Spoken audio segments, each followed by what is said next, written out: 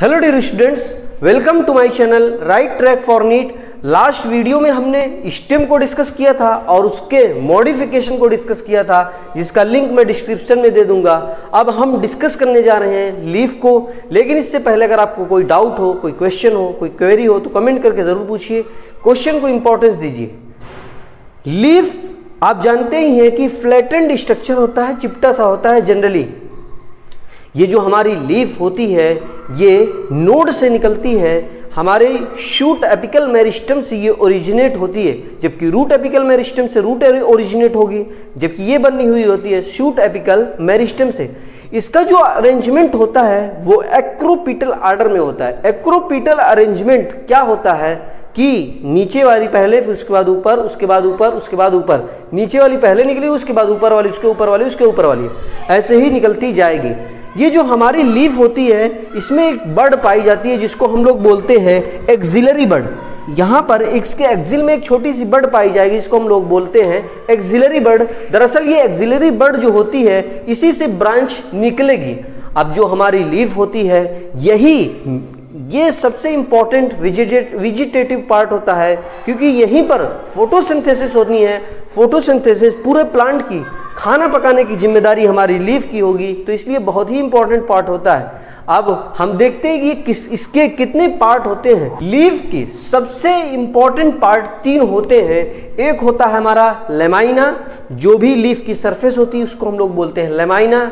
Lamina को हम leaf blade भी बोलते हैं। दूसरे होता है पिट्यूल। पिट्यूल हम लोग उसको बोलते हैं जो लीफ होती है उससे जो डंठल लगी होती है, इसको हम लोग बोलते हैं लेमाइना। ये होता है हमारा पिट्यूल। पिट्यूल के बेस पर ये अगर मार्कर हमारा लीफ है तो ये हो गया हमारा पिट्यूल, इसका कैप। जबकि ये जो बेस होता है दरअसल यही होता है लीफ बेस। लीफ बेस और पिट्यूल और लेमाइना को हम लीफ ब्लेड भी बोलते हैं। ये 3 इंपॉर्टेंट पार्ट होते हैं। जो हमारा लीफ बेस होता है उसी के पास जनरली 2 स्ट्रक्चर होते हैं छोटे छोटे, जिसको हम लोग बोलते हैं स्टिप्यूल। मोनोकॉट में होता क्या है, कभी कभी जो हमारी लीफ होती है वो स्टेम को ढक लेती है पूरी तरीके से, पार्शियली ढक लेती है, या पूरी तरीके से पार्शियली या होली। लेकिन कभी कभी ये लीफ बेस जो होती है लिग्यूमिनस प्लांट में ये स्वेलन हो जाती है, जिसको हम बोलने लगते हैं पल्वाइनस। जब लीफ बेस जो हमारा है वो अगर फूल जाए तो उसको हम बोलते हैं पल्वाइनस। अब जो है हमारा जो ये पिट्यूल होता है ये क्या करता है, लीफ को सनलाइट में होल्ड करता है, सनलाइट को लेने में हेल्प करता है, उसको हवा में फ्लटर करने में, हवा में झूलने में ऐसे हेल्प करता है, हिलने डोलने में हेल्प करता है हमारा पिट्यूल। ये जो हमारा लेमाइना या लीफ ब्लेड होता है इसी के अंदर होती हैं वेन्स, वेनलेट। जो प्रोमिनेंट वेन होती है, जो सेंट्रल वेन होती है, जो ये सेंट्रल वेन है, ये जो सेंट्रल वेन है ये बीच वाली, इसी को हम लोग बोलते हैं सेंट्रल वेन, या मोटी सी जो होती है उसको हम लोग बोलते हैं मिडरिब। इसके अंदर ऐसे छोटी छोटी ब्रांचिंग भी निकली रहती है जिसको हम लोग बोलते हैं वेनलेट। और हम मार्जिन किसको बोलते हैं, मार्जिन दरअसल ये पतली सी है, यानी इसकी बाउंड्री कैसी है, मार्जिन कैसा है, उसी को हम बोलते हैं मार्जिन।